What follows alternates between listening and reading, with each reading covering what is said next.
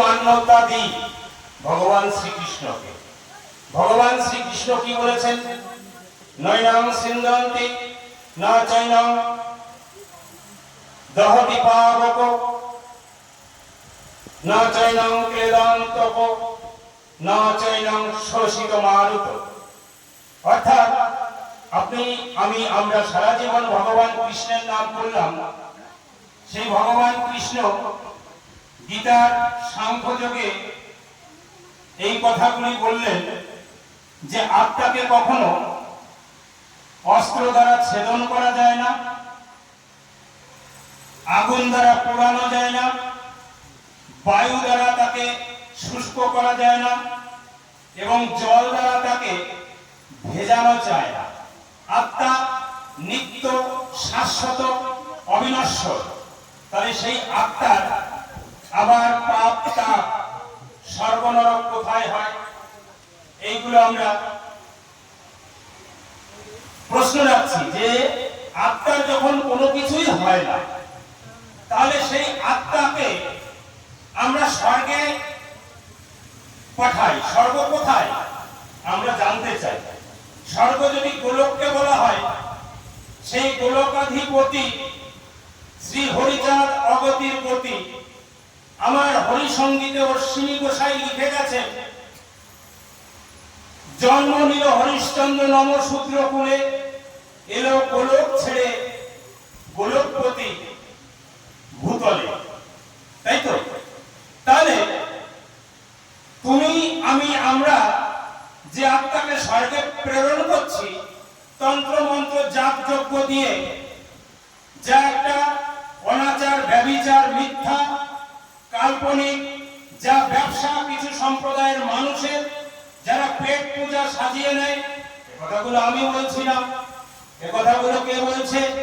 এই কথাগুলো বলছে পুরোহিত দর্পণের যিনি স্রষ্টা, যিনি রচয়িতা সুরেন্দ্র মোহন ভট্টাচার্য।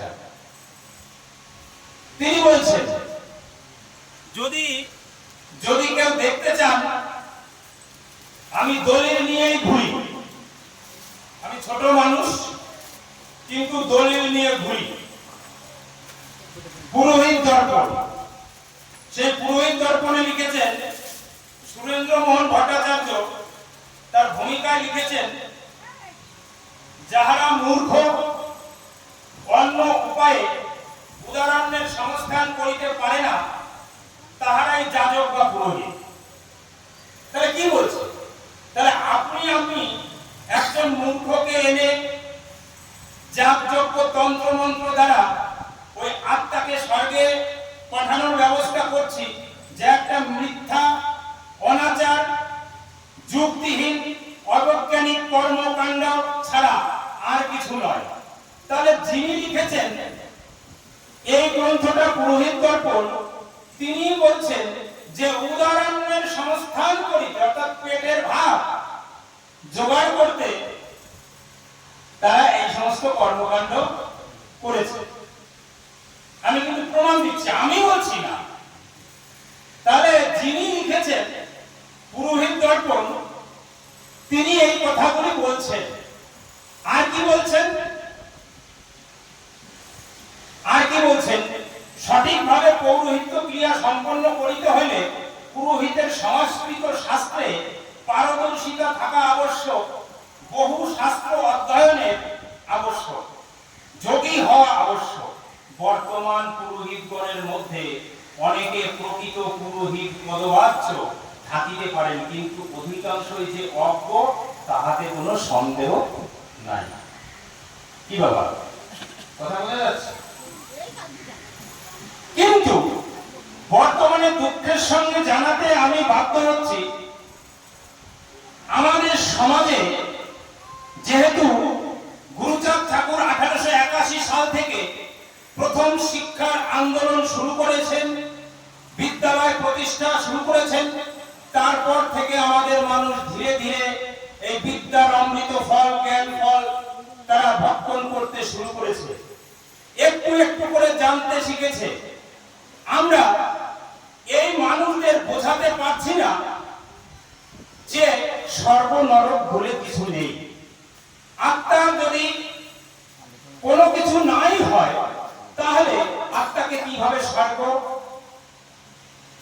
নরকে পাঠায়।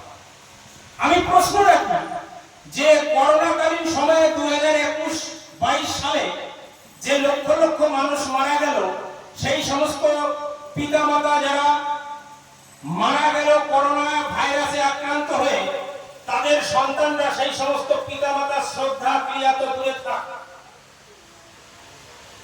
তারা তাদের মুখ পর্যন্ত দর্শন করে না। তাহলে সেই সমস্ত লক্ষ লক্ষ পিতামাতা যে আত্মা প্রেতাত্মা হয়ে, ভূতাত্মা হয়ে, পিশাচ হয়ে ঘুরে বেড়াবে, যাকে পাবে তাকে ঘাড় মটকে দেবে, তা সেই সমস্ত আত্মা কোথায় গেল? ওমা, ওই কলকাতায় মারা গেছে, ওই কলকাতা শ্মশানে গিয়ে পুড়িয়ে দিয়েছে, তার সন্তান মুখ দর্শন পর্যন্ত করেনি।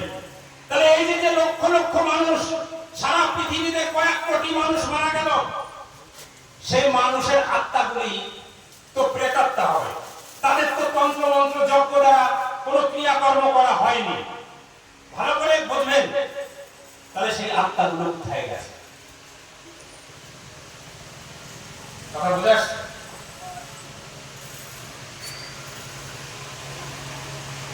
হরিচাঁদ ঠাকুর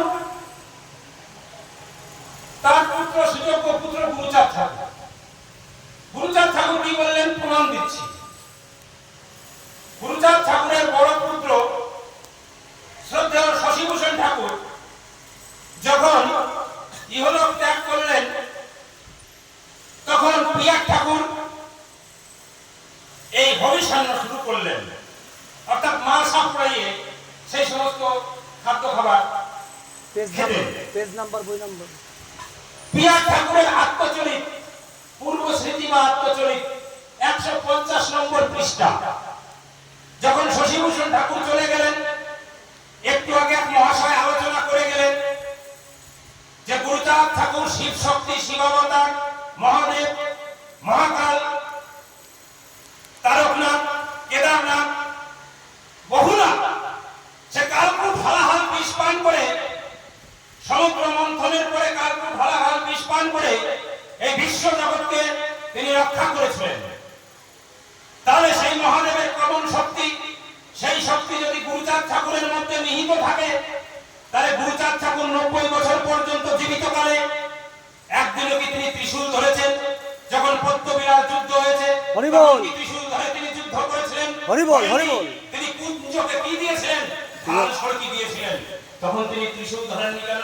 আজকে ত্রিশূল নিয়ে বিতর্ক সৃষ্টি হয়েছে। শ্রীদামোদা ওড়াকান্দি 2018 সালে যখন গুরুচাঁদ ঠাকুরের মন্দির ভিত্তিপ্রস্তর হয়, আমি গর্ব করে বলছি না, আমি তুচ্ছ নগণ্য, আমিও ভারতীয় মুদ্রায় 2000 টাকা প্রণামী দিয়েছিলাম ওই মন্দিরে 2018 সালে।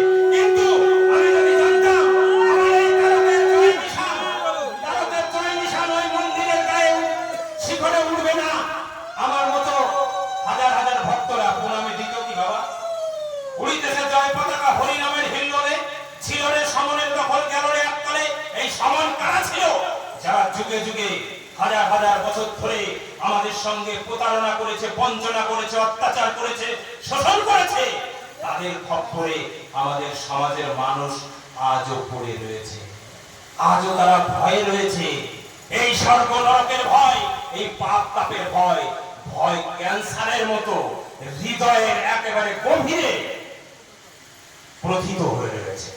সেই ভয়কে দূর করতে গেলে আমাদের জ্ঞান, বিদ্যা, বুদ্ধি দিয়ে, যুক্তি দিয়ে, বিজ্ঞান মনস্ক আলোচনা দিয়ে, শাস্ত্র গ্রন্থের প্রমাণ নিয়ে আমরা এইভাবে ছুটে বেড়াচ্ছি। এখানে শ্রদ্ধ চৈতন্য বাড়ি মহাশয় রয়েছেন, এখানে শ্রদ্ধেয় আমাদের হরিচাঁদ গোসাই রয়েছেন, এখানে আরো যারা শ্রদ্ধেয়জন রয়েছেন, আমাদের আশীর্বাদ করবেন। আপনাদের আশীর্বাদ হবে আমাদের চলার পথের, আমাদের সংগ্রামের, আমাদের লড়াইয়ের পথেও। যে পথ নিয়ে আমরা যে কোনো সমাজে, যে কোনো পুরোহিত, যে কোনো পণ্ডিতের সঙ্গে আমরা আলোচনায় বসবো যে স্বর্গ নরক পাপ পুণ্য বলে কিছু নেই। এইগুলো সৃষ্টি হয়েছে 600 শতাব্দীতে, রাজা প্রবাহন তৈরি করেছে। যাজ্ঞবল্ক্য ঋষি বশিষ্ঠ, এই পান্ডা ছিল এই স্বর্গ নরক পাপ পুণ্য সৃষ্টির কর্তা।